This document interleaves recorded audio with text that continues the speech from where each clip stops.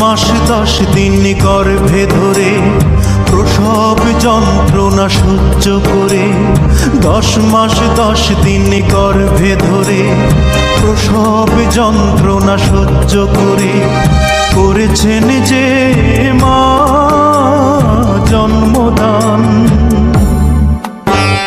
ঘুম পাড়ানি গান শুনিয়ে বুকের রক্ত দুধ বানিয়ে, ঘুম পাড়ানি গান শুনিয়ে বুকের রক্ত দুধ বানিয়ে করিয়েছেন যে মা দুগ্ধ পান। যে মা ছিল বাড়ির রানী সে মা হলো কেন চাকরানী? কোন পাষণ্ড করেছে কাজ, হায় আমি কি দেখছি আজ।